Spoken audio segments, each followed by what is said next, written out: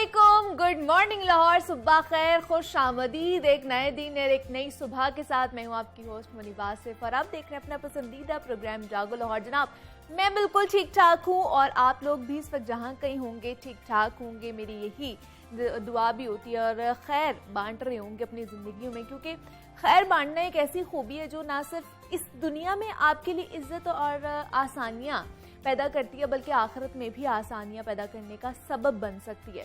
इसलिए अपना जो अखलाक है हमें अच्छा रखना चाहिए, दूसरों के साथ अपना जो बर्ताव है उसे अच्छा रखना चाहिए। अच्छा सोचेंगे, अच्छा बोलेंगे, क्योंकि बदगुमानी और जो बदजुबानी होती है ना, दो ऐसे ऐब होते हैं जो इंसान के हर कमाल को जवाल में बदल देते हैं।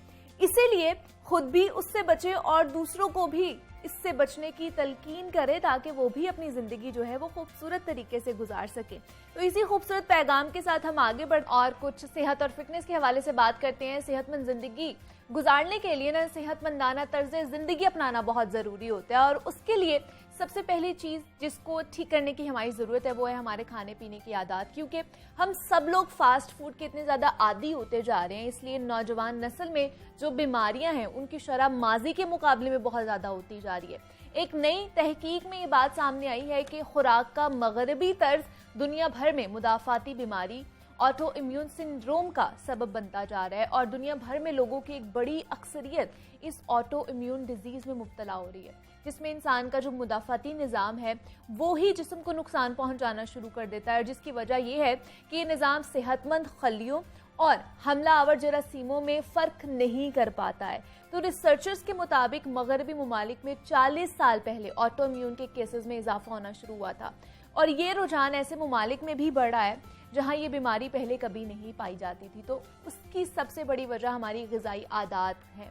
तो ऑटो इम्यून सिंड्रोम होता क्या है, कौन कौन सी आदतें जो है इस बीमारी की वजह बन सकती है और कौन कौन सी ग़िज़ाओं का इस्तेमाल इसका खदशा कम कर सकता है, इस पर हम बात करेंगे। हमारे साथ डॉक्टर अकीला मुश्ताक मौजूद हैं, क्लिनिकल न्यूट्रिशनिस्ट हैं। डॉक्टर अकीला, आपको वेलकम कहती हूँ जागो लाहौर में। कैसी हैं आप? मैं ठीक हूँ, आप कैसे? मैं भी बिल्कुल ठीक ठाक। Doctor Akila, auto immune syndrome मतलब पहले उन कंट्रीज़ में होता था जहाँ पे ये तर्ज ज़िंदगी अपनाया जाता था। अब हमारी इसमें भी अल्हम्दुलिल्लाह मैं तो कहूँगी कि हमारा जिस तरह का डाइटरी हैबिट्स हैं, ये बीमारियाँ हम लेते जा रहे हैं मगरबी दुनिया से, तो इसको किस तरह देखा जाएगा? ऑटो इम्यून सिंड्रोम है, ये है क्या, इसको किस तरह लेकर चलेंगे? एक्चुअली जो ऑटो इम्यून डिजीज़ होती हैं इन पर्सन के अंदर प्रेजेंट होती हैं, उनको आइडिया नहीं होता जो हमें डिजीज़ इश्यूज़ आ रहे हैं, मतलब शॉर्ट टाइम के लिए ये डिजीज़ हमारी बॉडी के अंदर आ गई है।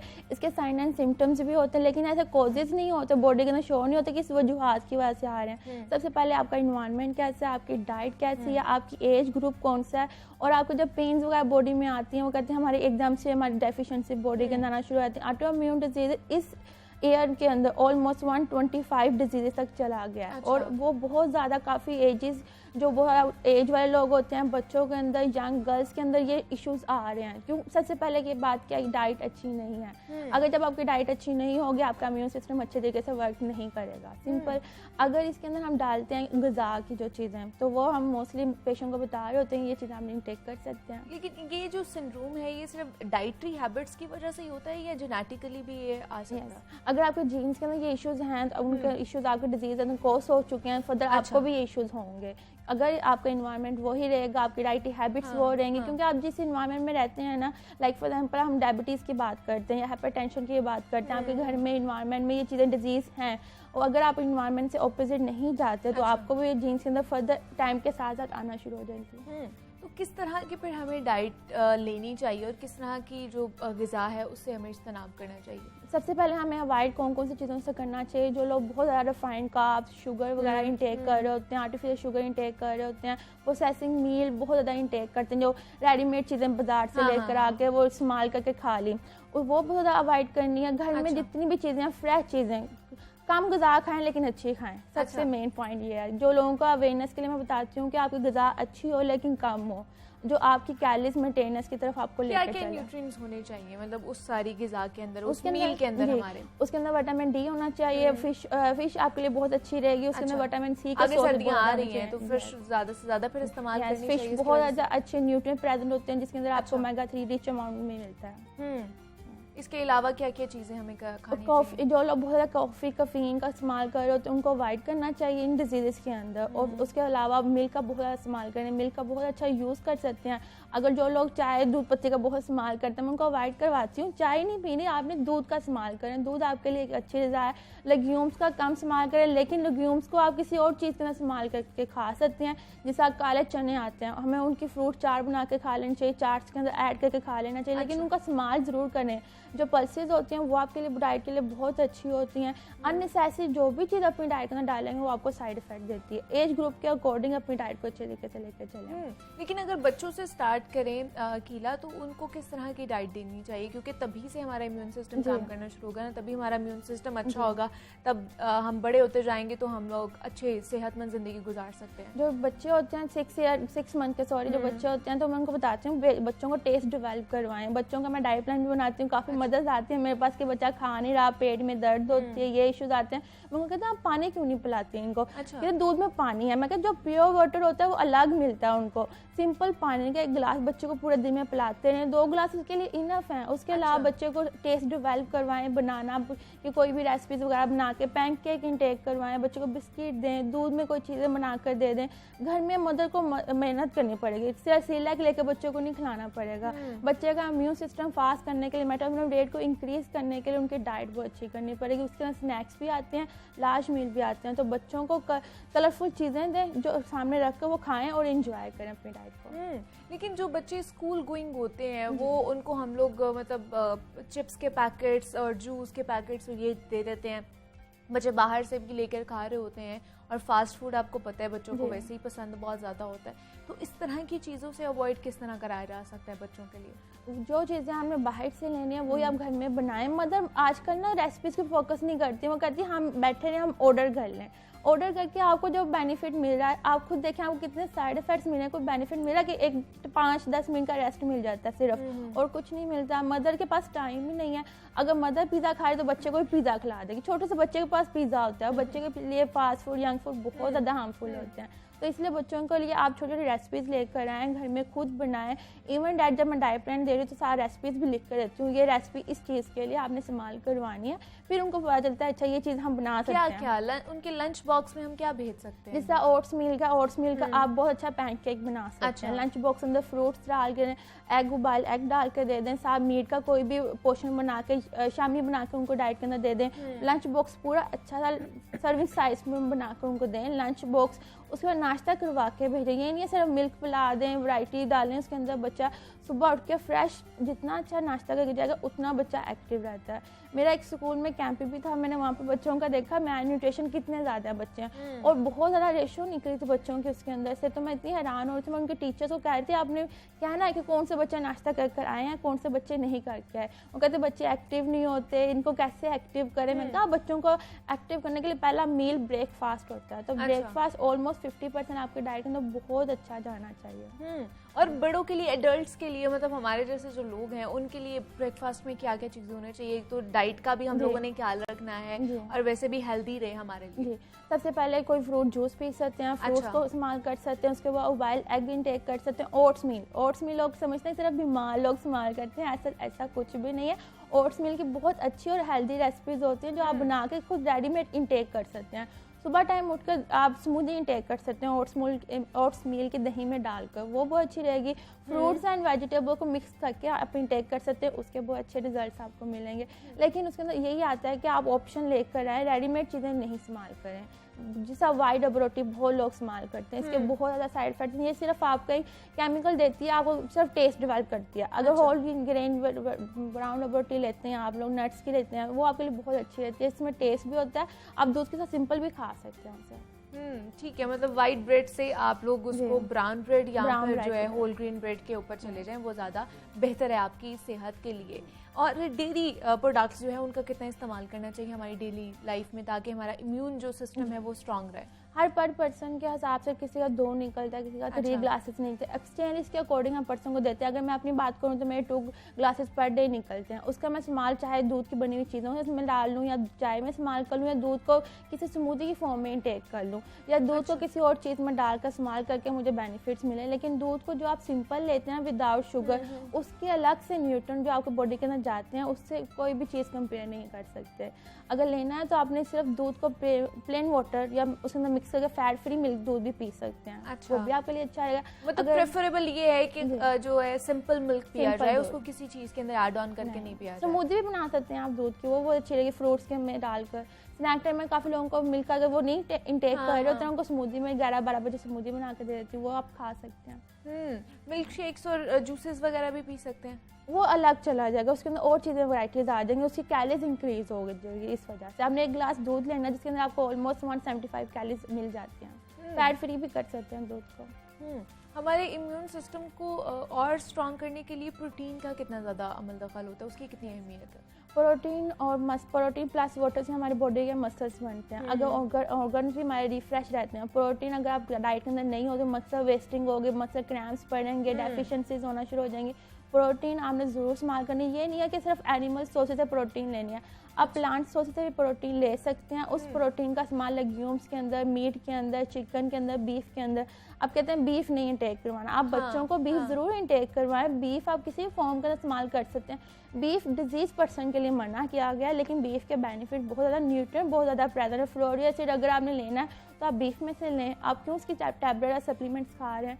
तो मैं बहुत लोगों को अवॉइड करवाती हूँ सप्लीमेंट से नहीं खाने, वरना वो कहते हैं नहीं सप्लीमेंट दें, हमें जल्दी रिकवरी चाहिए। जिन लोगों के अंदर बहुत ज़्यादा डेफिशिएंसी, विटामिन D3 की डेफिशिएंसी बहुत ज़्यादा होती है, तो उनको मैं ड्रॉप रिकमेंड कर देती हूँ कि आपकी एज के लिए रिक्वायर्ड है। अब CAC आम हम लोग नहीं इंटेक कर सकते, हमारी एज नहीं है, लेकिन जिनकी एज है 30-35 वो इंटेक करें। और हम क्यों इंटेक करें, हम तो फूड सोर्सेज से ले सकते हैं। लेकिन हम वो बच्चों को भी तो दे रहे होते हैं। वो साइड इफेक्ट देते हैं ना, उनसे किडनी स्टोन्स के इश्यूज आना शुरू हो जाते हैं, बहुत ज़्यादा असेस अमाउंट का कैल्शियम आपको बॉडी के अंदर जाना शुरू होता है। वो केमिकल है इससे। मतलब वो किसी भी डॉक्टर से या न्यूट्रिशन से कंसल्ट करने के बगैर हमें कोई भी चीज़ इस्तेमाल नहीं करनी चाहिए।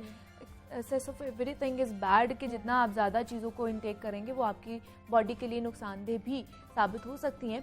तो मुझे ये बताइए फिर हम लोग, मतलब मैं एक हेल्दी पर्सन हूँ, लेकिन मेरे अंदर क्या ऐसी डेफिशिएंसीज हो सकती हैं एक हेल्दी पर्सन के अंदर जो हमें इस सिंड्रोम की तरफ लेकर जा सकती है? सबसे पहले विटामिन D3 की डेफिशिएंसी जो आजकल बहुत कॉमन है। मैं सबके टेस्ट करवाती हूँ, पर कैल्शियम टेस्ट करवाएं, CBC करवाएं, CBC के अंदर कितने इश्यूज आ रहे हैं, उसके जो डेफिशिएंसीज आएंगी वो आपको ऑटोइम्यून डिजीज की तरफ लेकर जाएंगी। इसके छोटे छोटे कॉजेज होते हैं जो आपको नजर आ रहे होते हैं, बॉडी पेन हो रही है, मसल्स में क्रैम्प्स पड़ रहे हैं, वीकनेस बहुत ज़्यादा हो रही है, भूख नहीं लग रही, ये नोजिया का फील हो रहा है, फीवर एकदम से बॉडी में आता है, एकदम से चला जाता है, हेडेक बहुत ज़्यादा हो रही है, फटीग बहुत ज़्यादा फीलिंग हो रही है। ये डिसऑर्डर आपको शो हो रहे होते हैं टाइम के साथ साथ। मतलब ये साइंस एंड सिम्टम्स आ रहे होते हैं लेकिन हम इसको इग्नोर कर देते हैं। ये आप उसके बाद आपको डिसऑर्डर आना शुरू होते हैं। उसके बाद अगर आप ट्रीटमेंट नहीं करते, अपना ख्याल नहीं करते, उसके बाद डिजीजेज आ जाते हैं। फिर डिजीजेस के लिए आपको एक डॉक्टर या किसी के पास जाना पड़ता है। अब हम ट्रीटमेंट करते हैं। ये डिसऑर्डर हमें शो होते हैं, अगर हम सही नहीं करेंगे तो फर्दर हमें डिजीजेज कॉज हो जाती हैं। ठीक है, मतलब अपनी सिर्फ डाइट ही बेहतर करने से ये तमाम तर जो डिजीज़ हैं इनसे हम बच सकते हैं। ठीक है, तो किस तरह फिर हमें क्या महीने बाद, क्या हमें 6 महीने बाद टेस्ट कराना चाहिए, क्या करना चाहिए फिर इन चीज़ों से कोप अप करने के लिए? जो पेशेंट मेरे पास आते हैं उनकी एज 45 या 35 एज होती है, तो मैं उनको कहती हूँ आफ्टर 6 मंथ अपना पूरी बॉडी का टेस्ट रिकमेंड करवाती हूँ कि आप टेस्ट ये करवाएं। आफ्टर 6 मंथ अगर आप मेडिसिन बहुत ज़्यादा इंटेक करें उसकी वजह से भी आपका ऑटोइम्यून डिजीज के इश्यूज आ सकते हैं। मेडिसिन भी इंटेक करनी है, लेकिन टेक केयर की तरीके से अपना बहुत ध्यान रखें कि हमने ये चीज़ खा रहे हैं तो क्यों खा रहे हैं। लाइक फॉर एग्जाम्पल किसी के सर में दर्द हो रही है, वो अपना स्लीप से अगर कंप्लीट नहीं करेगा, पैराडोल खा लेगा कि मैं सही हो जाऊँ जल्दी से। पैराडोल एक टाइम के लिए आपके लिए बेनिफिट है, दूसरे टाइम या तीसरे टाइम के लिए आपके लिए नुकसानदेह बनेगी। एक चीज़ आपको बहुत ज़्यादा बेनिफिट दे रही है ना, वो शॉर्ट टाइम के लिए दे रही है, लॉन्ग टाइम के लिए नहीं दे रही। तो मैं उनको ये चीज़ बताती हूँ कि अपना शेड्यूल बिल्कुल सही बनाएं, अपना इन्वायरमेंट के अंदर चेंजिंग लाएं। अगर आपका शेड्यूल है कि मैंने सोना ही 2-3 बजे है तो खाना लेट है, तो आपको हमेशा ही इसका नुकसान मिलेगा। ठीक है जी। अपनी जो हेल्दी एक्टिविटीज़ हैं उनको अडॉप्ट करिए और साथ ही साथ जो हेल्दी डाइट है उसका इंटेक करें ताकि तमाम तर जितनी भी बीमारियां हैं, ऑटो इम्यून बीमारियां हैं, उनसे हम बच सकें। Doctor Akila Mushtaq, clinical nutritionist, हमारे साथ मौजूद थी। Doctor Akila, thank you so much for coming. और ऑटो इम्यून सिंड्रोम्स के हवाले से जनाब हम बात कर रहे थे। यहाँ पे एक छोटी सी ब्रेक लेंगे, आपने कहीं नहीं जाना, मिलते हैं इस ब्रेक के बाद।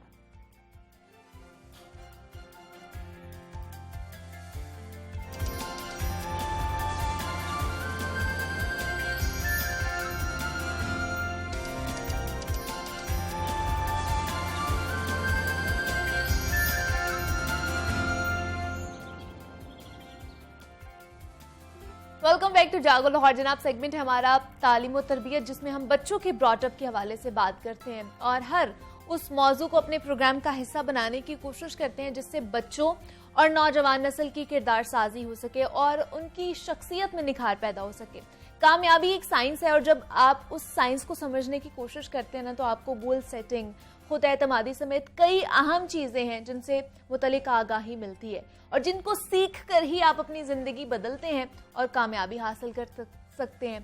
तो इंसानी जिंदगी में कम्युनिकेशन का इस्तेमाल उसके पैदा होने के साथ ही मेरा ख्याल है शुरू हो जाता है, क्योंकि एक बच्चा पैदा होने के साथ ही रोने लगता है, तो उस बच्चे का रोना दर हकीकत जो है कम्युनिकेशन होती है और उसी एक अमल से हमें तमाम उम्र वास्ता रहता है। यही एक चीज एक कामयाब इंसान को आम इंसान से मुमताज करती है।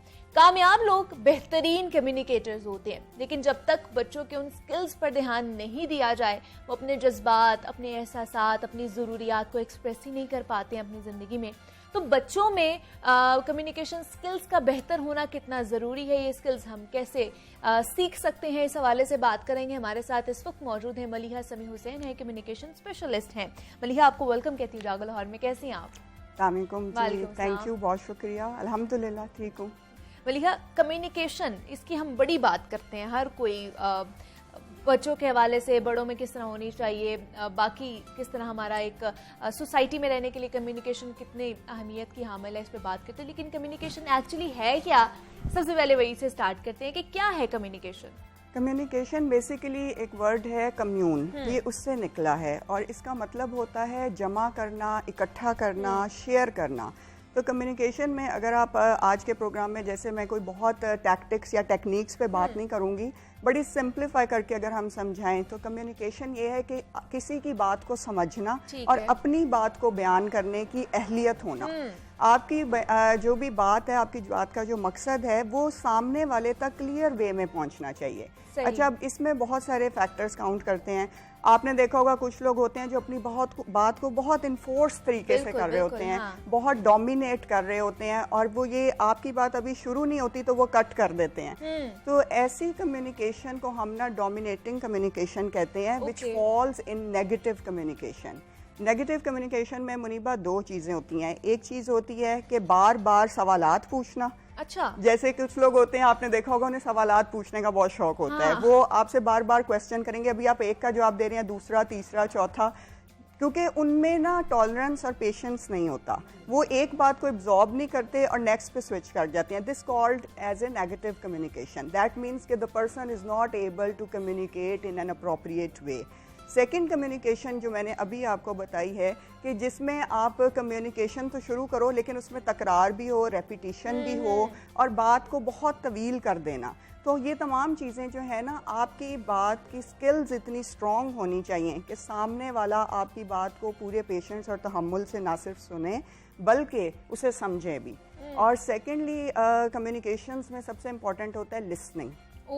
अगर आप बात सुन सकते हैं ना और आप में बात सुनने की अहलियत है तो आप में बात करने की भी है। तो ये बहुत इंपॉर्टेंट होता है। सुनने का बहुत रोल है। जितना अच्छा कोई लिसनर होगा, सुनी तो नहीं रहते थे ना, हम एक दूसरे की सुनते ही नहीं है। हमारी प्रॉब्लम ये है कि हमारे सोसाइटी में 80% लोग दूसरे की सुनना पसंद ही नहीं करते, सिर्फ अपनी बताना शुरू कर देते हैं और किसी और की सुनने डोमिनेट कर जाते हैं ना। उनका ये होता है कि हमारा पर्सपेक्टिव पहले सुना जाए। अच्छा, the worst communicator person is that who is dominating. जो भी, अगर आप इवन बच्चों या नौजवानों में भी देखें ना, जो बहुत ज्यादा डोमिनेट कर रहा होगा वो उसे डिसलाइक करना शुरू कर देते हैं। क्योंकि वो कहते हैं कि इस पर्सन में या इस अडल्ट में हमारी बात का पर्सपेक्टिव समझने की टॉलरेंस नहीं है, तो वो सेकंड या थर्ड टाइम नहीं कम्युनिकेट करते। वो हमेशा उस इंसान से कम्युनिकेट कर रहे होते हैं जो उनको बोलने का मौका दे, जो उनकी इंटरेस्ट की बात करे, जो उनकी डेवलपमेंट से रिलेटेड टॉपिक्स पे बात करे।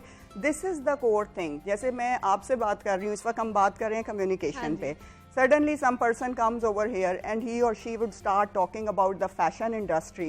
तो आपका mindset क्या हो जाएगा और मेरा क्या हो जाएगा कि एक्सक्यूज मी, या तो बात कुछ और हो रही है।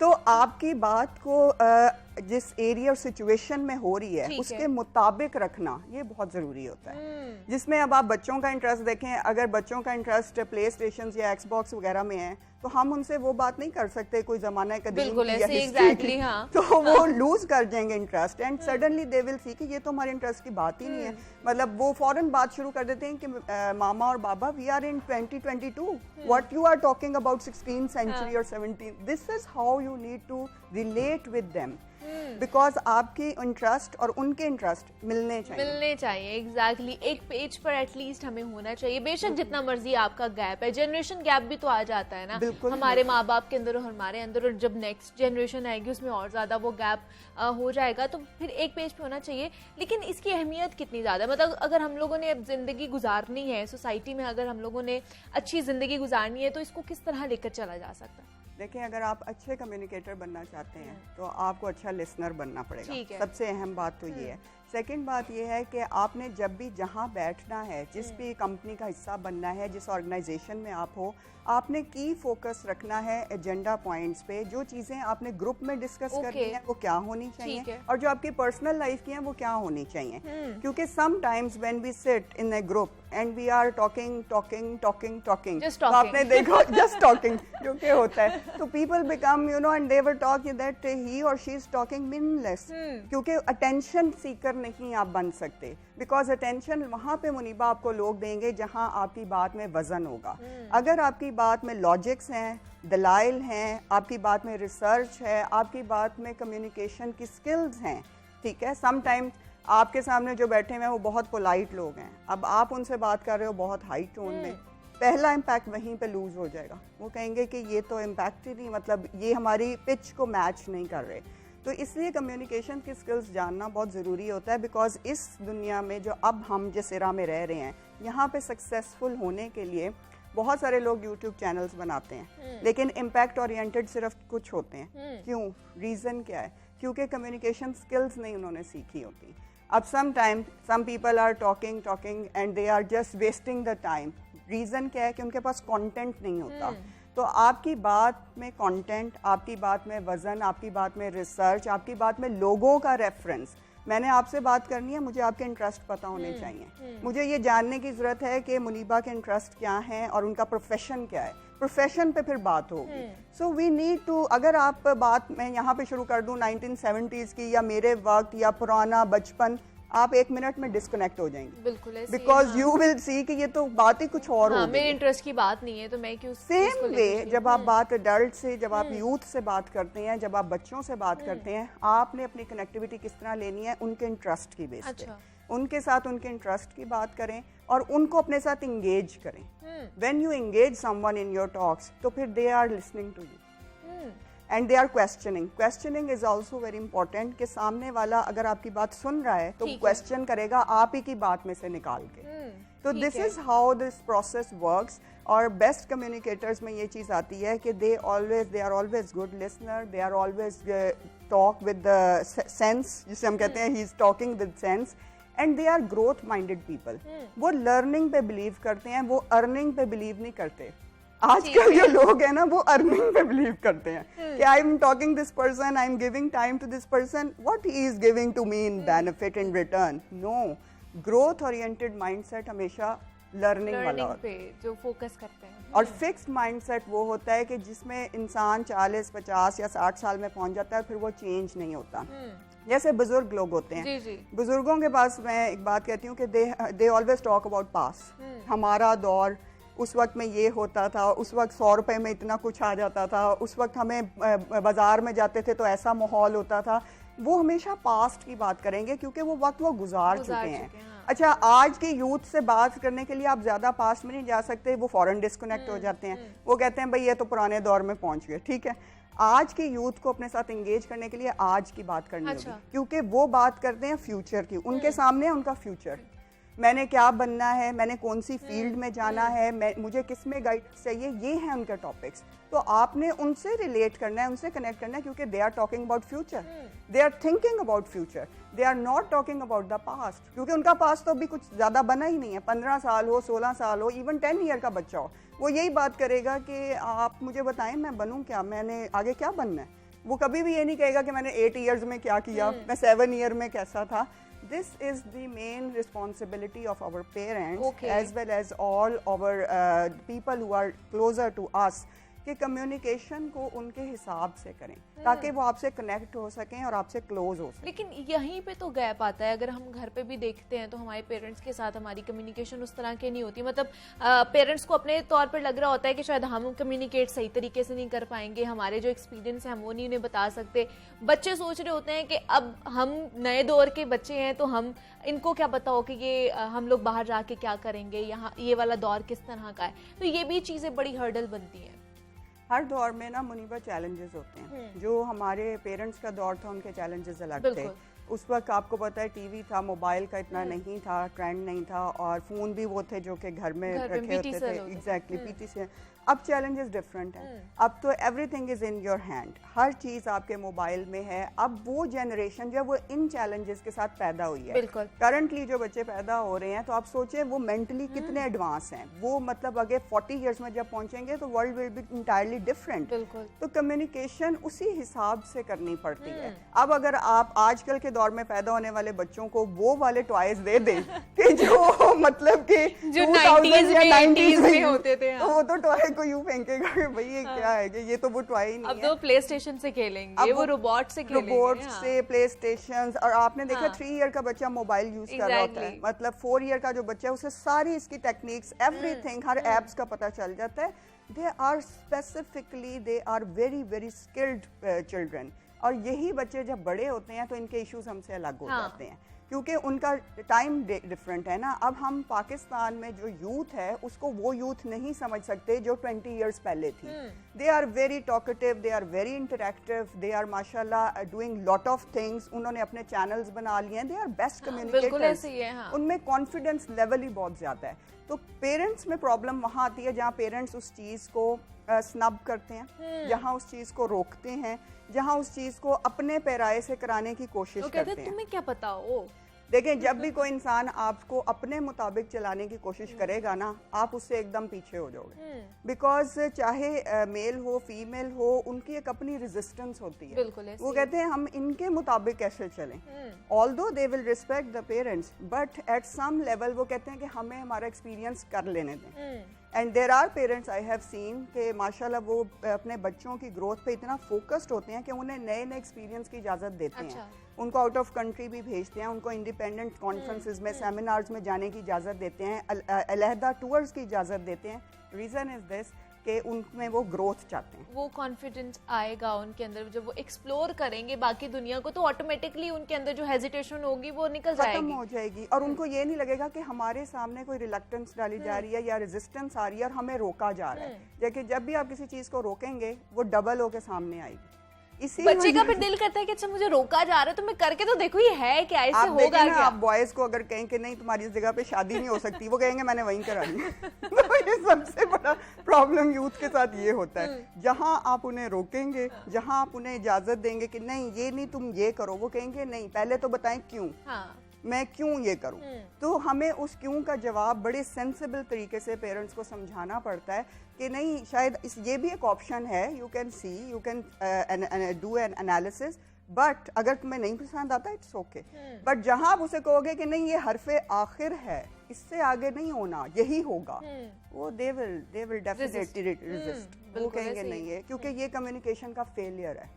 कभी भी किसी भी इंसान को, पहली चीज ये आप अपने ट्रैक पे नहीं चला सकते, वो अपने मुताबिक उसको अपने मुताबिक नहीं कर सकते आप उसे, क्योंकि एवरीबडी नीड्स इंडिपेंडेंस। हर इंसान को जो है ना साए ऑफ रिलीफ चाहिए, एक सांस चाहिए कि भाई मैं भी इंसान हूँ, मेरी अपनी चॉइसेस हाँ, हैं। बिल्कुल ऐसे ही है। उनकी चॉइसेस, उनके इंटरेस्ट डिफरेंट हैं, वो उसी हिसाब से डिसीजन करते हैं, वो उसी हिसाब से लाइफ गुजारना चाहते हैं। अब जो हम लोगों ने साइंटिस्ट पढ़े थे, जो हमारे टाइम में वो अब वो नहीं पढ़ रहे, दे आर डिफरेंट। तो entirely the courses have been changed, the curriculum have been changed. तो ये चीजें हैं कि इनको अगर हम देखें डीपर तो हमें कम्युनिकेशन स्किल सीखने की बहुत जरूरत है। लेकिन अगर ये नहीं होगा तो फिर किस तरफ हम जाएंगे? मतलब बच्चे फिर डिप्रेशन, आजकल आपको पता है एंजाइटी कितनी ज़्यादा बढ़ती जा रही है, खासतौर पर नौजवान यंगस्टर्स जो हैं उनके अंदर ये चीज़ बढ़ती जा रही है, टीन्स में भी ये बढ़ती जा रही है। इसी वजह से है फिर कि उनकी सुनी नहीं जाती है। बहुत हद तक इसमें एक रोल होता है पेरेंट्स का, फिर इसमें पीयर्स का भी रोल होता है, और इसके अलावा इसमें यूथ का जो एक सबसे अहम सेंसिटिव टॉपिक ये होता है कि उनको चॉइसेस नहीं दी जाती। जब उनको आप फ्रस्ट्रेट करेंगे तो वो कहीं ना कहीं उस चीज़ को निकालेंगे। अब सम टाइम आपने देखा है यूथ ड्रग्स में चली जाती है, हाँ। जो कि बहुत बढ़ गई है, डिप्रेशन में चली जाती है। वो लोग सम टाइम आई फील कि उनमें साइकोलॉजिकल इश्यूज आ जाते हैं, और वो इंतहाई साइकोलॉजिकल इश्यूज के तहत वो लोनलीनेस का शिकार हो जाते हैं। But they are not communicating with in their home all the time, they are on their gadgets and वो बाहर लोग ढूंढते हैं कि उनके साथ कम्युनिकेट जिनसे उनका जो उनको समझ सके। हाँ। देखें, किसी भी इंसान को तब्दील करने के लिए ना मुनीबा समझना ज़रूरी है। जब तक आप उस इंसान को समझ नहीं सकते, जब तक आप उसके कहते हैं ना हार्ट तक नहीं पहुंच सकते, आप उसमें चेंज नहीं ला सकते। एग्जैक्टली। लॉजिकली जबरदस्ती तो ला ही नहीं सकते ना, जबरदस्ती तो आप कर ही नहीं सकते। अब जब डिप्रेशन में चला गया आपका बच्चा, तो आप उसको फिर निकालोगे कैसे? पेरेंट्स को ये भी नहीं समझ आती, वो उसको डिफरेंट साइकोलॉजिस्ट के पास ले जाते हैं। देखें, सबसे पहला रोल तो आपके घर में है। आपने घर का माहौल ही इतना क्यों कंड्यूसिव कर दिया है कि ही और she is not living over there healthy.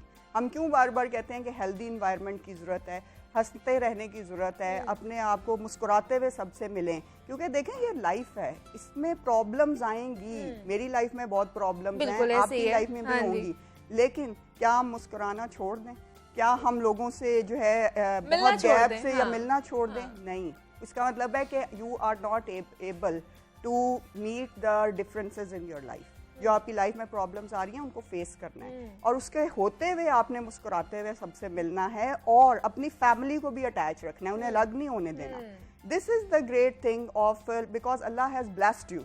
जहाँ तक अल्लाह ने आपको ब्लेस किया है, पेरेंट्स आपके लिए ब्लेसिंग हैं, औलाद आपके लिए ब्लेसिंग है, दोस्त आपके लिए ब्लेसिंग है। So these are the things जिनके साथ जिंदगी गुजारनी है। तो कभी भी अपनी वजह से डिप्रेशन में ना जाएं, और ना ही ये होने दें कि आपकी वजह से कोई डिप्रेशन में जाए। बिल्कुल ऐसे ही है। और जिस तरह मलिहा आजकल कह लें कि डिजिटल दौर हो चुका है हमारा, इस डिजिटल दौर में बच्चों के लिए कम्युनिकेशन सीखना, ये स्किल सीखना, और मतलब आपको पता है ऑनलाइन हर चीज़ हो रही है, उसमें भी बच्चे अच्छा पैसा कमा लेते हैं ना, कम्युनिकेट नहीं कर पाते हैं, क्या करना है, किस तरह लोगों से बात करनी है, सेल्स परचेज की जो अगर उसमें देख लें तो वहाँ पर भी ये चीज़ें बड़ी लैक कर रही होती हैं। उसमें मुनीबा ये होता है कि फोकस नहीं होता, उसमें पैसा कमाने का, पैसा कमा, मैंने कहा ना अर्निंग माइंडसेट। देखिए मैंने इतना कुछ सीखा, मैंने PhD भी कर ली, लेकिन मुझे बात नहीं करनी आई, ठीक है, सॉरी टू से। और बाज़ औक़ात ये होता है कि आपको एक इंसान बजाते खुद बहुत खूबसूरत लग रहा है, बहुत अच्छा लग रहा है, लेकिन उसकी बात करने का अंदाज़ आपको पसंद नहीं आया, उसमें जो है ना आपको गहराई नहीं मिली जिस टॉपिक पे उसने बात करनी थी। बच्चों के पास आजकल ऑनलाइन बहुत सारी ऑप्शंस हैं, ऑनलाइन बिजनेस बहुत हो रहा है, मतलब यूथ 10,000 जगह पे कनेक्टेड हो गई है, लेकिन किसी एक चीज़ में भी वो परफॉर्म नहीं कर पा रही। मैंने सबसे ज़्यादा जो आज की यूथ में देखा है कि फोकस करें, वही यूथ कामयाब होती है जो फोकस्ड रहती है। अगर आप at a time 10 things start कर दोगे तो या तो फिर आप 10 का मास्टर बनो, और वो भी इम्पॉसिबल नहीं है। जिंदगी में इम्पॉसिबल कुछ नहीं है। मुझे मोहम्मद अली जिन्ना की एक कोट बड़ी पसंद है, उन्होंने कहा impossible is a word that does not fall in my dictionary. अगर आप 10 चीजों के मास्टर बनना चाहते हो आप बनोगे, बट इफ यू फोकस। और लाइफ में उसके साथ साथ आपके सामने चैलेंजेस आएंगे, लोग आएंगे जो आप पे तनकीद करेंगे, लोग आएंगे जो आपके लिए हर्डल्स डालेंगे। बहुत सारे लोग ऐसे होंगे जो आपको पसंद नहीं करेंगे, वो कहेंगे नहीं है तो मुझे पसंद ही नहीं है, इसका तो एटीट्यूड में ये प्रॉब्लम है। लेकिन आपका फोकस कहाँ होगा? कहीं और पहुंचना। जो आपका मेन पर्पस है, जिसका आपने मास्टर बनना है, जो आपका दुनिया में नाम बनेगा, ये चीज़ है जो मैंने मोहम्मद अली जिन्ना से सीखी है कि जिन्ना ने कहा कि मेरा वो फोकस था जहाँ मैंने पहुंचना था। और उस रास्ते में आप देखें हर बड़े इंसान ने फोकस एक रखा होता है। बिल्कुल बिल्कुल। उसकी क्या लाइफ में प्रॉब्लम्स नहीं होती? जिसका जितना बड़ा मकसद होगा ना उतनी बड़ी प्रॉब्लम्स होती हैं हमेशा। क्योंकि ये चीज आपको रोकेगी, आपको एनवायरनमेंट सपोर्ट नहीं करेगी, लोग सपोर्ट नहीं करेंगे, आपकी घर वाले समटाइम सपोर्ट नहीं कर रहे होते कि ये क्या तुमने शुरू कर दिया, ये तो बिल्कुल ही गलत है। अच्छा फिर समटाइम पीपल विल कम, नहीं भाई ये तो हो ही नहीं सकता, ये तो देखना स्टेज 2 पे तुम फेलियर हो, स्टेज 3 पे तुम्हें कुछ नई चीज करनी पड़ेगी। नो, जो आपने तय कर लिया अपने दिमाग में कि ये मैंने बनना है, वो आप बन के दिखाओ, फिर वर्ल्ड आपके सामने झुकेगी, फिर लोग आपकी इज्जत करेंगे, फिर दुनिया में आपका नाम होगा, क्योंकि आपने उस चीज़ में अपनी पूरा फोकस लगाया, पूरी मेहनत लगाई, और फिर आप लोगों में से, वो कहते हैं ना कितार में से ये आगे बढ़ गया। वो क्यों बढ़ गया? क्योंकि वो फोकस था। वो कभी भी उसने लोगों की बातों से घबराया नहीं। सबसे ज़्यादा यूथ में प्रॉब्लम क्या आती है, उन्हें आप थोड़ा सा समझाओ, वो कहते हैं लो भाई ये तो हमें समझाने बैठ आप वो समझना नहीं चाह रहे होते। वो कहते हैं अच्छा नहीं मैंने 6 मंथ यहाँ जॉब कर ली, अब मैं छोड़, अब ये मुझे सूट नहीं। अच्छा भाई मुझे और पैसे मिल गए मैं उधर जा रहा हूँ, मुझे पैसे मिल गए मैं उधर जा रहा हूँ, ये दिस इज नॉट लाइफ। देखें जितना पेशेंस इंसान में होगा उतनी ज़्यादा सक्सेस आएगी। अगर आप हर 2 साल बाद जॉब चेंज कर लेते हो तो एक कंपनी में आप जाओगे इंटरव्यू देने, वो कहेंगे ये क्या सीवी है कि जिसमें हर 2 साल बाद नई जॉब है। दैट मीन्स के आप में पेशेंस नहीं है 5 साल कहीं गुजारने का। तो these are the techniques and these are the practical aspects जिनको यूथ को समझना जरूरी समझने की जरूरत है। और दूसरा ना, हम किसी को कहते हैं ना कि आपको कम्युनिकेशन स्किल्स सीखनी चाहिए, तो लोगों का ध्यान फौरन से चला जाता है, शायद हमें इंग्लिश सही करने की जरूरत है, उसको बेहतर करने की जरूरत है, इसलिए हमें कहा जा रहा है कम्युनिकेशन स्किल्स सीखी जाए। तो लोगों में ये भी एक मिथ पाई जाती है। हाँ ये है, लोग समझते हैं कि शायद अच्छी कम्युनिकेशन का मतलब अच्छी इंग्लिश है। हाँ। नहीं, ये नहीं होता। अच्छी कम्युनिकेशन का मतलब है, मैंने सिर्फ आपको प्रोग्राम के शुरू में ही बताया था, अपनी बात को समझा देना। अगर सामने वाले ने आपकी बात समझ ली है, आपका मैसेज ले लिया है, you are a best communicator.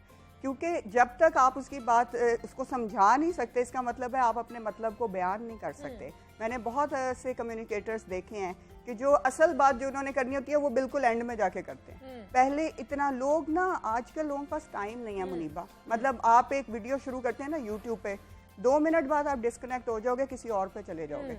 क्यों? क्योंकि आपको लगेगा ये तो कम्युनिकेट कर रहा है लेकिन ये इंटरेस्ट पे तो भी आया नहीं। अच्छा इसका टाइटल कुछ और है। Many people came to me and they say कि मिस मलिहा टाइटल कुछ और होता है, वीडियो कुछ और होती है। तो ये नहीं होना चाहिए। जो चीज़ आपने बयान करनी है वही टाइटल होगा। अच्छा। जिस बात पे आपने कोर एक्सपर्टीज बयान करनी है वो टॉपिक रखें। Suppose I am talking about anger और मैंने बात शुरू कर दी है पेशेंस से, तो नहीं, मुझे बात एंगर से ही स्टार्ट करनी है, पेशेंस बाद में जाके। सही। So these are the key focus point. English एक लैंग्वेज है, मतलब इंग्लिश इट इज़ गुड कि अगर आप अच्छी इंग्लिश बोल लेते हो, आपकी कम्युनिकेशन स्किल्स अच्छी हैं। लोग तो माशाल्लाह जर्मन भी सीखते हैं, फ्रेंच भी सीखते हैं, लेकिन उसको कम्युनिकेशन स्किल में नहीं लिया जाता। ऐसे ही। हाँ। English is basically required for a good communication in specifically हमारे ऑफिशियल लेवल पे, ऑर्गेनाइजेशन लेवल पे, कॉर्पोरेट सेक्टर में उसकी ज़रूरत है। फिर अगर आप इंटरनेशनल लेवल पे जाते हो तो ज़रूरत है, डेफिनेटली आनी चाहिए। लेकिन अगर इंग्लिश सीख कर भी आप में कम्युनिकेशन स्किल्स नहीं आई तो you are not a communicator. Because आपके पास वोकेबलरी है, आपके पास बयान करने में आप फिर भी कहीं ना कहीं हिचकिचाओगे, रिलक्टेंट होगे। क्यों? लैंग्वेज तो आ गई आपको, लेकिन उसको बयान करने का तरीक़ेकार नहीं आया। Communication is the process to connect with the people and to get them engaged with you. The best communicator is one who is engaging with the thousands of people at one time. हम क्यों कहते हैं कि ये channel बहुत ज़बरदस्त है, इसमें प्रोग्राम बड़े अच्छे आते हैं? क्यों? क्योंकि उस चैनल ने लाखों लोगों को कनेक्ट किया हुआ है। कम्युनिकेशन जो है ना वो अच्छे तरीके से कर पा रहे हैं, जो लोग चाहते हैं उनका इंटरेस्ट को उन्होंने बाहर रखा हुआ है। एग्जैक्टली। मलिहा समी हुसैन हमारे साथ मौजूद थी, कम्युनिकेशन स्पेशलिस्ट है। Maliha, thank you so much for coming. और कम्युनिकेशन स्किल्स के हवाले से जनाब हम बात कर रहे थे यंगस्टर्स में और बच्चों में किस तरह इसको बेहतर बनाया जा सकता है और आज के दौर में इसकी अहमियत क्या है। यहाँ पे एक छोटी सी ब्रेक लेंगे, मिलते हैं इस ब्रेक के बाद।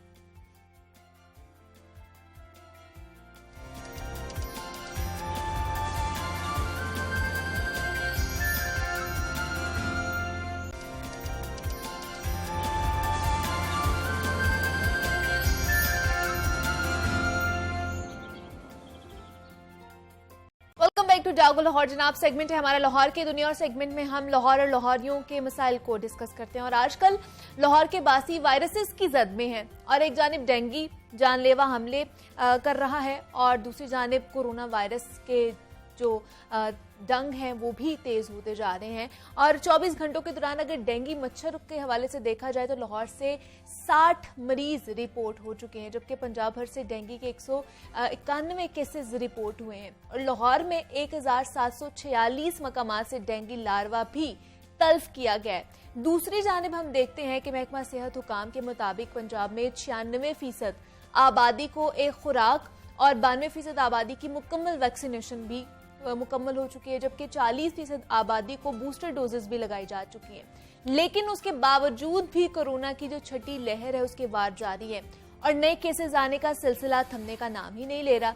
हालिया केसेस में इजाफे के पेश नज़र पंजाब में कोरोना वैक्सीनेशन का दायरे कार को मजीद वसी कर दिया गया है और 5 साल से जायद उम्र के बच्चों को कोरोना वैक्सीन लगाना शुरू कर दी गई है। और गुज़श्ता रोज सूबाई वजीर डॉक्टर अख्तर मलिक ने कम उम्र बच्चों के लिए वैक्सीनेशन मुहिम का भी इफ्तिताह किया और 6 रोजा मुहिम में 19,64,000 बच्चों को कोरोना वैक्सीन लगाई जाएगी। ये स्केड्यूल बनाया गया है। तो बच्चों को वैक्सीन लगाने के हवाले से कई वालिदैन की जानिब से शकूक व शुबहात का भी इजहार किया जा रहा है।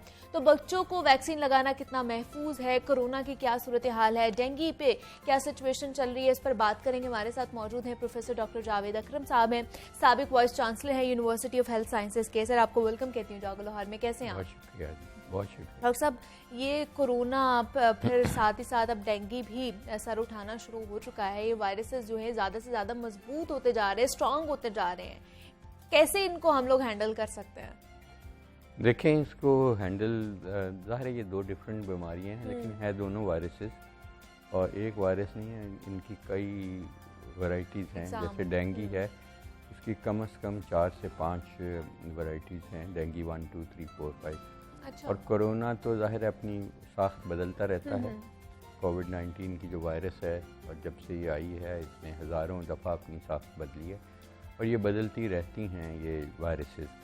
तो कोरोना का तो ज़ाहिर है एहतियात है और एहतियात मेरा ख्याल है कि अभी तकरीबन लाहौर में 95% ने लोगों ने बिल्कुल मास्क रखना, जेब में भी रखना बंद कर दिया। हाँ जी। और दूसरा वो पुरहुजूम शादियाँ, पुरहुजूम जलसे, पुरहुजूम जनाजे, तो जाहिर है कि ये ट्रांसमिशन इनसे बढ़ती है इन चीज़ों से और अभी भी बढ़ेगी। और वायरस का ये है कि वो शायद इतनी जानलेवा तो नहीं है बड़ी, उसकी जो अहलियत है जान लेने की, लेकिन एक इंसान से दूसरे लगने को अहलियत काफ़ी हद तक बढ़ चुकी है और बच्चों को भी मुतासर करने की वो काफ़ी हद तक बढ़ चुकी है। यानी कि उसकी जो ACE2 रिसेप्टर्स हैं हमारी बॉडी में, उसको लगने की अहलियत। अच्छा। तो बच्चों में ज़रा ACE2 रिसेप्टर्स कम होते हैं और इतनी इजीली नहीं उनको लग पाती, लेकिन अब क्योंकि स्कूल्स हैं, कॉलेजेस हैं, तो वहाँ ज़ाहिर है उन्होंने इकट्ठा बैठना और बच्चों में तो पाबंदियाँ और भी मुश्किल होती हैं इम्प्लीमेंट करना और जब माँ बाप नहीं कर रहे तो वो क्यों करेंगे? कैसे करेंगे? हाँ। तो इसलिए बच्चों की मेरा ख्याल है बहुत खुशाइन चीज़ है और ये सिर्फ पाकिस्तानी दुनिया में हो रही है। बहुत सारी स्टडीज़ हुई हैं इंटरनेशनली, हमारी अपनी स्टडीज़ हैं बहुत सारी, कि हमने इन वैक्सीन्स को, चाहे वो मैसेंजर RNA वैक्सीन्स हैं, चाहे वो कोई सब यूनिट वैक्सीन्स थी या वायरल वेक्टर वैक्सीन्स थी, जैसे हमने कैंसाइनो वगैरह देखी, ये सब महफूज पाई। इनमें कोई शॉर्ट टर्म और लॉन्ग टर्म साइड इफ़ेक्ट नहीं देखे गए और जब ये साइड इफ़ेक्ट नहीं देखे गए तो हमने यही दुनिया ने सोचा कि बच्चों को भी इसके फ़ायदे मुंतकिल होने चाहिए और बच्चों में भी, क्योंकि बच्चे ऑलरेडी EPI के ज़रिए बहुत सारी वैक्सीनेशन उनको लगती हैं, तो इसलिए उनकी क़ुव्वत मदाफ़त को बढ़ाना रिलेटिवली ईजी होता है। तो उनको ज़रूर लगनी चाहिए, वो हमारा असासा है, माँ बाप का भी और इस मुल्क का भी और माशरे का भी, और उनको महफूज बनाना बहुत ज़रूरी होगा। और मैं समझता हूँ उनको महफूज बनाना थोड़ा आसान भी है, क्योंकि अक्सर बच्चे स्कूल गोइंग हैं और स्कूल्स में इसका अगर किया जाए कि पाबंदी लगाई जाए और बच्चों को 5 साल से ऊपर, और मेरा ख़्याल है कि कुछ आप देर बाद देखेंगे कि 5 साल से नीचे भी स्टडीज़ हो रही हैं, क्यों ना Vaccination लगाई लगनी जाए, शुरू हो जाएगी। क्योंकि ये बच्चों को 3 साल 2 साल के बच्चों को भी हुई है कोविड-19। तो इसलिए मैं समझता हूँ कि ये बहुत अच्छी चीज़ है कि अगर पाकिस्तान में भी और पंजाब में, लाहौर में ये चीज़ शुरू की गई है, गवर्नमेंट ने की है और फ्री ऑफ कॉस्ट की है, तो बच्चों को भी कम से कम 2 डोजेज़ लगनी चाहिए फौरी अच्छा। तौर पे, और फिर बूस्टर 6 माह पे लगना चाहिए। और जैसे आपने कहा कि बूस्टर अभी कम लोगों ने लगवाया है और लोग अब मेरा ख्याल है इस मूड में भी नहीं है कि वो लगवाएं, लगवाएं। हाँ, हाँ। तो इसलिए मैं समझता हूँ कि ये एक पेंडेमिक फटीग जिसको कहते हैं उसमें मुब्तला हैं कि वो समझते हैं कि अब इसकी ज़रूरत नहीं है, लेकिन अभी बिल्कुल है। अभी केसेस भी हो रहे हैं, अनफॉर्चुनेटली कुछ लोग अपनी जानों से भी हाथ धो बैठते हैं, स्पेशली जो बूढ़े लोग हैं, स्पेशली जो स्मोकर्स हैं, स्पेशली जिनको ब्लड प्रेशर, हार्ट की बीमारियाँ हैं, ऐसी बीमारियाँ हैं जो ऑलरेडी उनके लिए- क्रॉनिक डिजीज जी, में मुब्तला तो हैं। इसलिए लेकिन मैं समझता हूँ कि इन एहतियात अभी भी हमें बिल्कुल करने की ज़रूरत है। बहुत ज़्यादा ज़रूरत है, ख़ासकर जब वायरस अपनी ज़्यादा ताकतवर हो रही है एक दूसरे से लगने को। तो कोई आफ्टर ज़िंदगी जो अल्लाह ताला ने हमें दी है, ये एक नेमत है और अल्लाह की अमानत है हमारे पास, और बच्चों की ज़िंदगी भी अमानत है माँ बाप के पास। बच्चों को कौन सी वाली वैक्सीन लगवाई जाए, कोई भी देखिए, लगवा दी जाए? बेहतर तो मैसेंजर RNA वैक्सीन है, ठीक है। चाहे वो फाइज़र की हो या मॉडर्ना की हो, यही 2 पाकिस्तान में आई हैं और यही लग रही हैं, और यही इन्हीं पे ज़्यादा तहकीक हुई है और इनकी सेफ्टी और एफिकेसी इस्टेब्लिश्ड है। कोई लॉन्ग टर्म ऐसे साइड इफ़ेक्ट नहीं हुए। वो छोटे मोटे जो बुखार हो जाना, बुखार, जिस्म टूटना, जो पैरासीटामोल से ठीक हो जाता है एक आधे दिन में, सही। तो वो है। और इसलिए कोई ये अबहाम जो हैं कि ये हो जाएगा बच्चों में, मर्दाना कमज़ोरी हो जाएगी, ये हो जाएगा उनके बच्चों में, ऐसा कोई, या कोई DNA चेंज हो जाएगा, RNA चेंज हो जाएगा, ऐसा कुछ नहीं हुआ।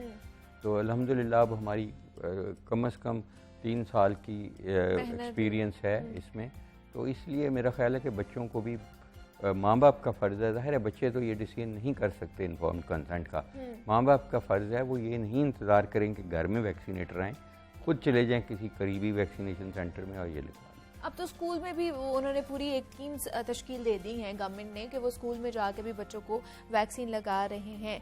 लेकिन सर फिर एक तरफ डेंगू है, दूसरी तरफ कोरोना है, और ये एक बड़ा बड़ी सिचुएशन बनी हुई है। लेकिन मुझे बताइए कि अभी भी वो सारी सिचुएशन को टैकल किस तरह किया जा सकता है? इन पे वही SOPs का हम लोगों ने ख्याल रखना है। देखें, जहाँ तक तो SOPs का तो रखना चाहिए ख्याल, बिल्कुल। बच्चों को मास्क बनाने का शौक़ पैदा करें, चाहे उस पर कार्टून बने हों चाहे कुछ हों, तो बच्चे, और उसको ग्लोरीफाई करना चाहिए मीडिया को भी, ताकि बच्चे ज़्यादा उस तरफ अट्रैक्ट होते हैं। अगर उनको स्पाइडरमैन या सुपरमैन को हम दिखा दें मास्क पहने हुए तो फिर ज़्यादा बेहतर है। तो इस किस्म की हमें कैंपेन चलानी चाहिए। और जहाँ तक डेंगू है, डेंगू बिल्कुल एक मुख्तलिफ बीमारी है। डेंगू डायरेक्ट इंसान को, एक इंसान से दूसरे को नहीं लगती, वो मच्छर के ज़रिए लगती है। एडीज इजिप्शियाई की जो फ़ीमेल वैरायटी है, और वो फीमेल वैरायटी जो है वो इन मुल्कों में जो ट्रॉपिकल कंट्रीज़ हैं, जहाँ पे बहुत ज़्यादा सर्दी नहीं होती और मौसम तकरीबन ऐसा रहता है कि वो मौजू है 20 डिग्री से ऊपर और 40 से कम, ख़ासकर जब हम गर्मियों से सर्दियों में अब जा रहे हैं, तो ये और ऊपर बारिशें भी हुई हैं, तो ये बहुत मौजू मौसम है क्योंकि वेपर प्रेशर भी हाई है।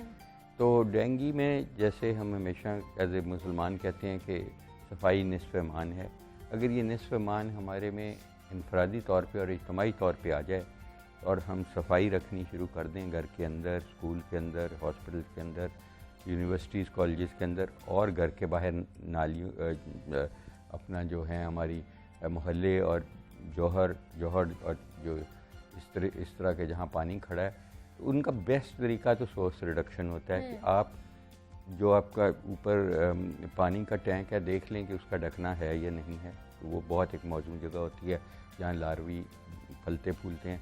तो और ये साफ़ और गंदे दोनों पानी जो आपका ट्रे है एयर कंडीशनर के नीचे, वाटर कूलर के, एयर कूलर के नीचे, जो गमले हैं उनके नीचे कनालियाँ हैं, पानी इतना डालें गमले में कि वो जज़ब हो जाए, खड़ा ना हो। और इसी तरह जहाँ पे आप देखते हैं कि छोटा सा कोई गड्ढा है और उसमें पानी खड़ा हो रहा है, उसमें रेत डाल दें, मट्टी डाल दें, उसको भर दें। इसी तरह टायर्स को तल्फ करना प्रॉपरली करें या तो कहीं इंडोर स्टोर कर लें। अगर बाहर रखें तो उनमें पानी खड़ा रहेगा और उसमें वो मच्छर के लिए बहुत मौजूद हैं। तो अगर हम पानी को कहीं खड़ा ना होने दें, चाहे वो साफ़ हो या गंदा हो, तो फिर ये कोई इशू नहीं है। सबसे बेहतर ये है, इसका इलाज है। ऑब्वियसली इसकी भी वैक्सीन है, लेकिन अनफॉर्चुनेटली पाकिस्तान में अभी नहीं आई। अच्छा। हम उसका ट्रायल अभी शुरू कर रहे हैं। अच्छा।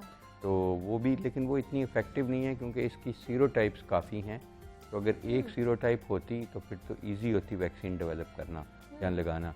अब 4 किस्म की हैं, तो जो वैक्सीन जो सनोफी की या दूसरी हैं हमारी थाईलैंड की वैक्सीन, वो उनकी एफिकेसी कम हो जाती है जब आप इतनी चीज़ों के अगेंस्ट उसकी प्रोटेक्शन लेती हैं। तो इसलिए बेहतर सबसे इसका ये है कि सोर्स रिडक्शन, और उसके बाद लार्विसाइडिंग के जैसे अगर कहीं ऐसी जगह है कि आप उसको नहीं भर सकते ईंट या मिट्टी से या रेत से, तो फिर उसमें आप फ़िश डाल देते हैं।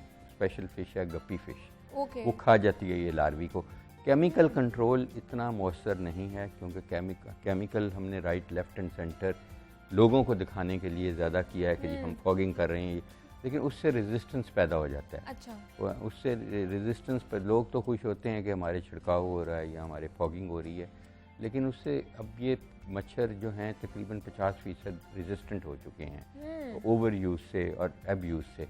तो इसलिए वो जुडिशियसली अगर यूज़ किया जाए तो ठीक है, वरना बेहतर ये है कि सोर्स रिडक्शन आप करें या बायोलॉजिकल कंट्रोल करें। बहुत सारी फ़िश ऐसी आ गई है, एल्गी आ गई है, जो काई होती है वो खा जाती है लार्वी को।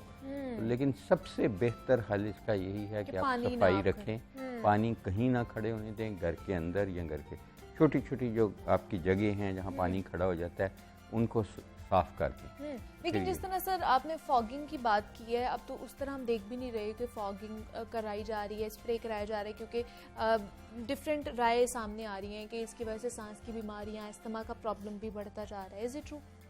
बिल्कुल ये है, लेकिन मैं वही अर्ज़ कर रहा हूँ कि सबसे पहली जो इसका तरीका दुनिया में है वो बिहेवियरल चेंज है। अच्छा। मेरे, आपका और बच्चों का और बड़ों का रहने सहने का तरीका बदला जाए, उनके शऊर दिया जाए सफाई सुथराई का, जो हमारे दीन का भी हिस्सा है।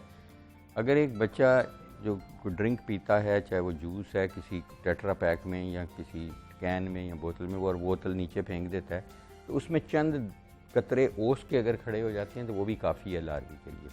अगर ये बच्चे में शऊर होगा कि वो जाके डस्टबिन में फेंकेगा और डस्टबिन का ऊपर कंटेनर भर का लिड भी होगा, ये छोटी छोटी चीज़ें हैं लेकिन ये जान बचाने वाली चीज़ें हैं।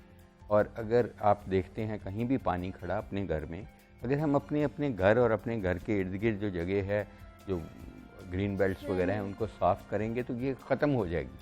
अगर नहीं करेंगे तो वो ये मच्छर 100 मीटर तक उड़ सकती है, तो ये किसी हमसाये की जान ले सकते हैं।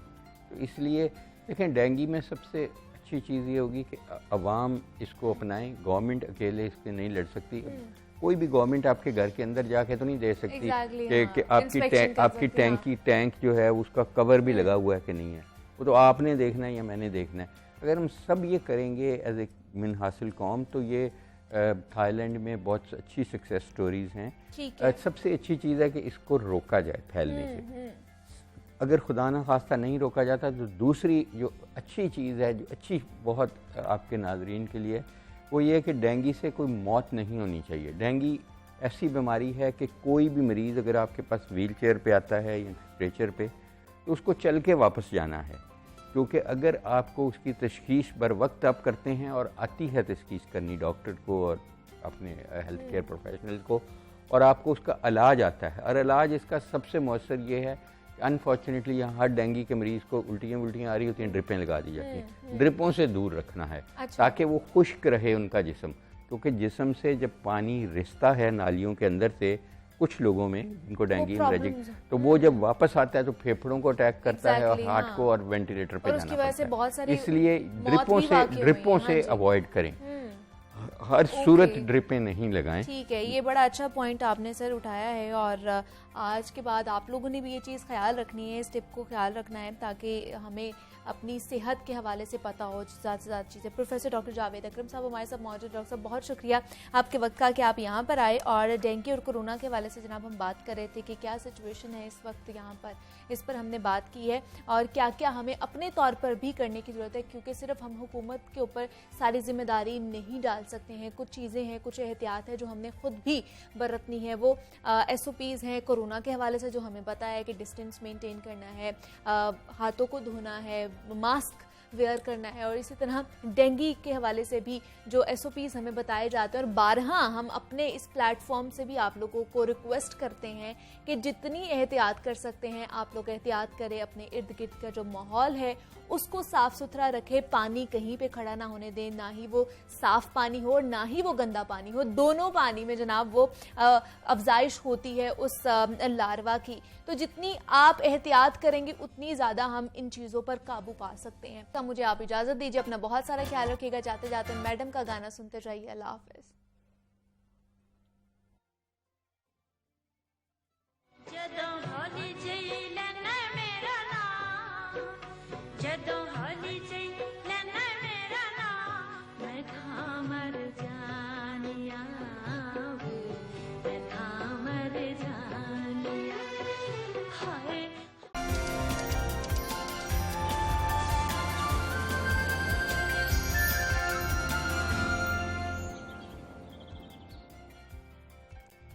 वेलकम बैक टू जागो लाहौर। जनाब अब हमने बात करनी है आर्ट के हवाले से, और आर्ट में भी हमने बात करनी है ट्रक आर्ट के हवाले से। और ट्रक आर्ट ना सिर्फ पाकिस्तान में बल्कि इंटरनेशनली भी बहुत ज़्यादा पसंद किया जाता है, बहुत ज़्यादा मकबूल है। मुझे याद है कि जब मैं बचपन में सड़क पे कोई ट्रक देखती थी और उसके ऊपर खूबसूरत सा आर्ट वर्क हुआ होता था तो बड़ा वो फैसिनेट करता था। डिफरेंट कलर्स का इस्तेमाल किया जाता था, डिफरेंट आर्ट उसके ऊपर बनाया जाता था, सीनरीज बनी हुई होती थी जो बड़ी दिलकश लगती थी देखने में। मुख्तलिफ शख्सियात की जो मशहूर शख्सियात हैं उनके पोर्ट्रेट्स भी बने हुए होते थे और बड़ा खूबसूरत और फाइन काम किया जाता था ट्रक आर्ट के हवाले से। लेकिन अब जो शौक रखते हैं इस चीज़ का, जो अपने घरों में भी इस चीज़ को लेकर आना चाहते हैं, उनके लिए भी अब डिफरेंट मीडियम्स आ चुकी हैं कि जनाब वो अपने फर्नीचर पर इस आर्ट को करवा सकते हैं, शूज़ पे, जूतों पे, अपने कपड़ों पर इस ट्रक आर्ट को बनवा सकते हैं। इवन के जो हमारे घरों में बर्तन यूज होते हैं उनके ऊपर भी आप इस आर्ट को करवा के अपने घर की खूबसूरती को चार चांद लगवा सकते हैं। तो आज भी एक ऐसे ही आर्टिस्ट से हमने आपकी मुलाकात करवानी है जो ट्रक आर्टिस्ट हैं और मुख्तलिफ मीडियम्स पर काम करते हैं। तो उनसे आपकी मुलाकात कराते हैं। हमारे साथ मोहम्मद इजाजुल्लाह मुगल मौजूद हैं जो कि ट्रक आर्टिस्ट हैं। इजाज, आपको वेलकम कहती हूँ जागो लाहौर में। कैसे हैं आप?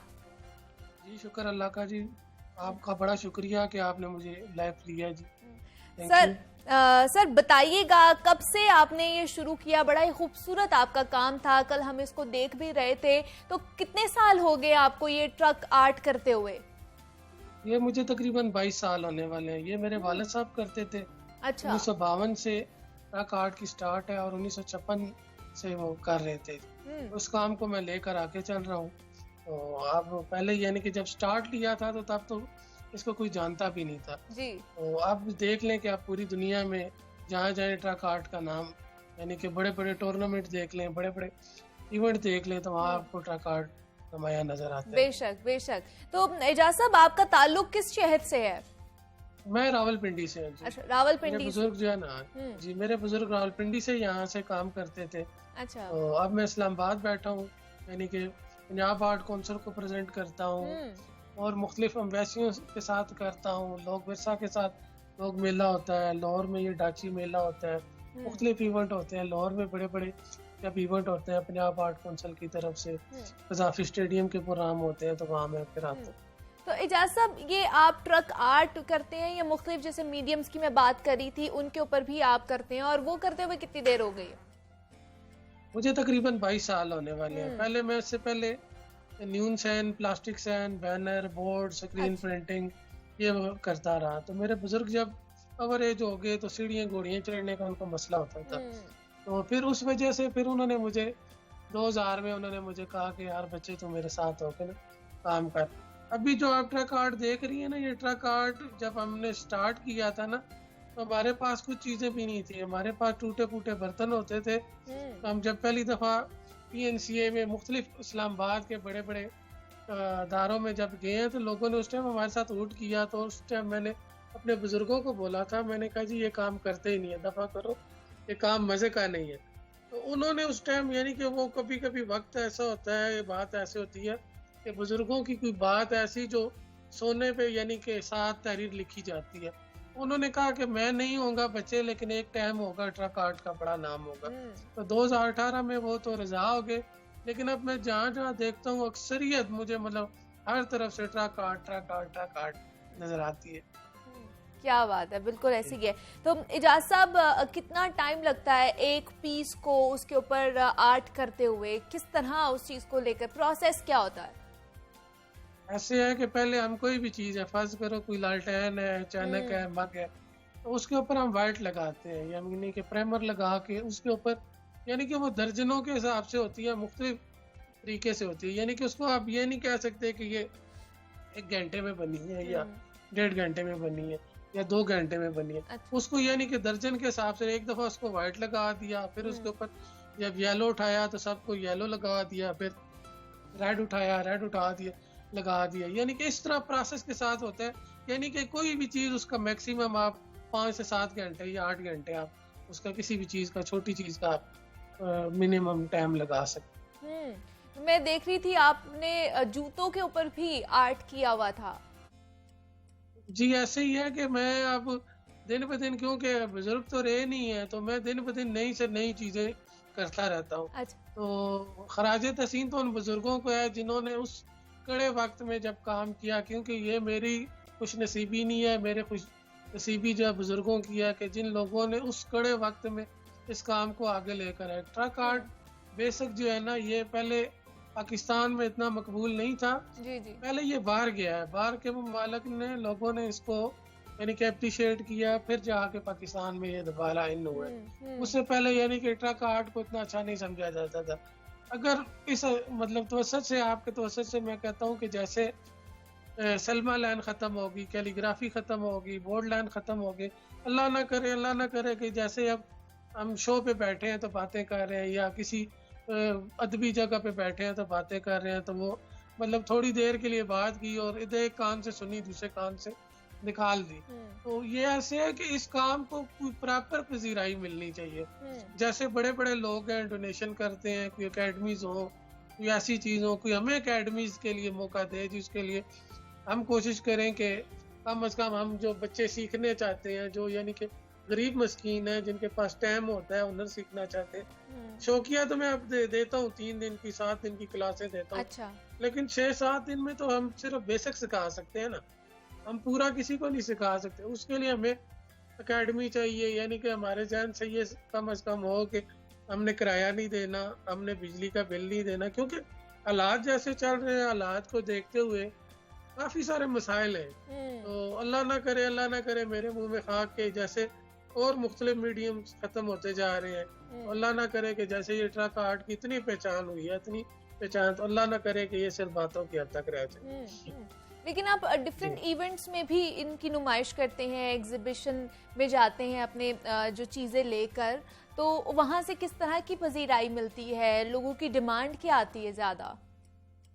डिमांड यही है ना कि मुख्तलिफ, जब लोग पहले कॉन्टेक्ट ले लेते हैं, अच्छा। चीज़ें आके देखते हैं, फिर वो मुख्तलिफ चीज़ें, यानी कि किसी के घर की कोई खिड़की है, दरवाज़ा है, कोई स्कूटर है, कोई चीज़ है, यानी कि जो उसके पास घर में कोई ऐसी चीज़ एंटीक, यानी कि उसकी नानी का, दादी का कोई बक्सा पड़ा हुआ है, तो फिर वो अपना ज़हन बना के चले जाते हैं कि हमने इनसे ये करवाना है। यानी कि उस टाइम तो नहीं बोलती, लेकिन उनको ये पता चल जाता है। यानी कि मुख्तलिफ लोगों की मुख्तलिफ, जैसे हम 40 किलोमीटर के बाद हमारी ज़बानें, सकाफ़तें चेंज होती है ना, तो ऐसे ही यानी कि लोगों के दिमाग, चीज़ें, जैसे अब मैं पिंडी में जहाँ बैठा हूँ ना, यहाँ डिस्को काम होता है, यानी हमारे काम को, ट्रक आर्ट को डिस्को बोलते हैं। अच्छा। तो अगर थोड़ा सा आप यानी कि हरीपुर की तरफ जाएं तो उधर हवेलियाँ डिजाइन है, थोड़ा आप KPK की तरफ जाएं तो पेशावरी काम है, अगर आप मतलब कोटावाल की तरफ जाएं तो कोटावाली काम है, कराची की तरफ जाएं कराची, यानी कि इस तरह जैसे ज़बानें चेंज है, मुख्तलिफ रवैये चेंज है,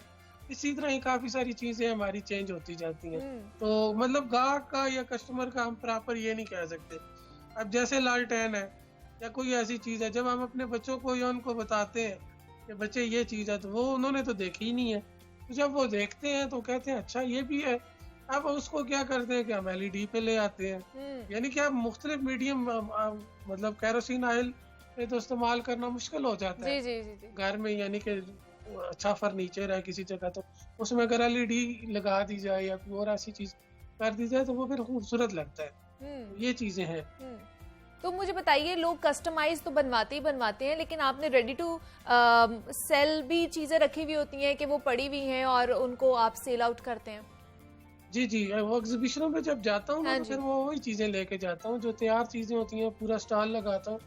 कोरोना के बाद जो है ना एग्जीबिशनें उस तरह नहीं रही, क्योंकि अच्छा। हमारा जो कस्टमर था ना वो मतलब थोड़ा बहुत हाई फाई कस्टमर था, तो वो मतलब डरता है कि यार अल्लाह ना करे कि मतलब किसी रश में जाएं तो कोरोना के या असरात या कोई ऐसे असरात। ज़्यादातर चीज़ें जो है ना ऑनलाइन होती जा रही हैं। जैसे अब आप मुझे अभी कॉल पे ले रही हैं तो मैं यानी कि कई चीज़ें मैं भी दिन में सीख रहा होता हूँ। तो ये मैंने अभी मतलब आपके साथ जो बात कर रहा हूँ, मैं आपको साथ पहली दफ़ा इस तरह लाइव बात कर रहा हूँ, यानी कि रात को मुझे सिखाया गया, बताया गया, जी। तो तब मैंने ये किया है। तो ये जी। चीज़ें यानी कि जैसे हर चीज़ें इतनी स्पीड के साथ होती जा रही है ना, जी जी जी। इसी तरह हमारे काम में भी ना काफ़ी सारा फ़र्क आता जा रहा है। जो ओरिजिनल लोग हैं, रोला असर पता क्या होता है, जो मिडल मैन होते हैं या मुख्तलिफ लोग होते हैं वो लोग हमें क्रॉस कर जाते हैं, क्योंकि हमारे पास तो इतने मुख्तलिफ मतलब मीडियम्स या चीज़ें नहीं होती जिनको हम इस्तेमाल करके या मुख्तलिफ चीज़ों को करके आगे तक जाया जा सके। ठीक। तो इस वजह से यानी कि हमें काफ़ी यानी कि कोरोना ने ना काफ़ी सारा मतलब सारे दुनिया को किया, ये नहीं लेकिन मैं अपना कहता हूँ, फिर यानी कि भी आर्टिस्ट जितना है। ये जो ट्रक आर्ट है बहुत ज़्यादा मकबूल है पाकिस्तान में भी और इंटरनेशनली भी, जिस तरह हमने बात की है। मोहम्मद एजाजुल्लाह मुगल साहब हमारे साथ मौजूद है। एजाज साहब, बहुत शुक्रिया आपके वक्त का कि आपने हमारे लिए वक्त निकाला और इस टॉपिक पर हमसे बात की है। बड़ा अच्छा आपका आर्ट वर्क है, उसके ऊपर हम लोगों ने नज़र भी डाली है और उम्मीद करते हैं कि इसको इसी तरह पजीराई मिलती जाएगी हमारे मुआशरे में, पाकिस्तान में भी और इंटरनेशनली भी। तो मुझे आप इजाज़त दीजिए, अपना बहुत सारा ख्याल रखिए।